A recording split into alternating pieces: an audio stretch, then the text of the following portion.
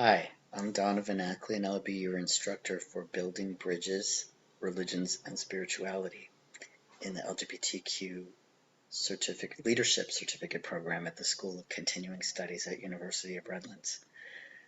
I believe that when we come together, we're a learning community, and I understand that I have a role as the instructor where I have specific responsibilities to you, and I really believe each one of us brings experience, knowledge, skills, networks that we have a better learning experience, all of us, when we share that with each other.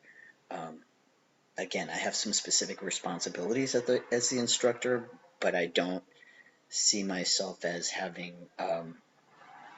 more to bring than you do, and have more responsibility to share and guide, and we can all learn together. So in that spirit, as a member of the community, I want to do what I asked you to do, introducing yourself. I'll introduce myself in the same way.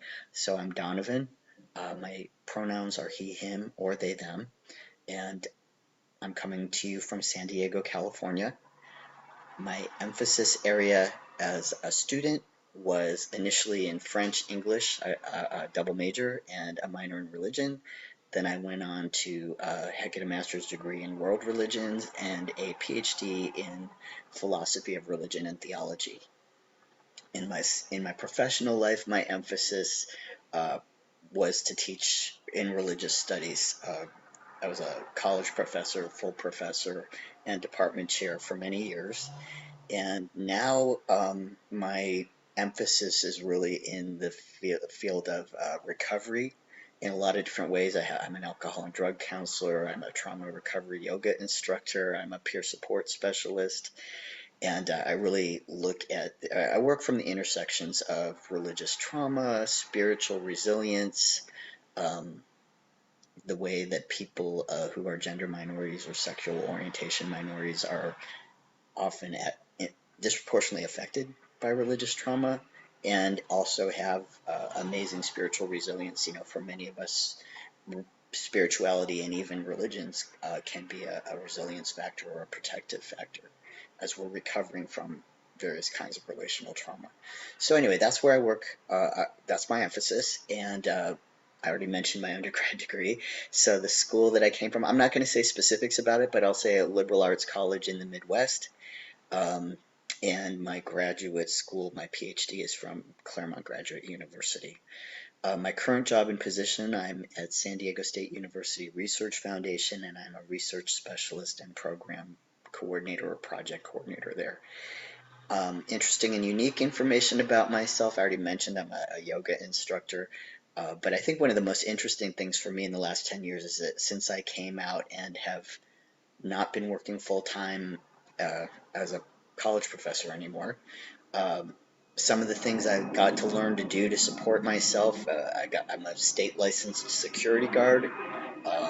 I was a custodial assistant at the same church that I had formerly preached at and taught at sometimes. So that was interesting. And another job I've had in the last 10 years is unloading freight from semis and in a big box warehouse and stocking shelves. So um, really different kinds of work in the last 10 years.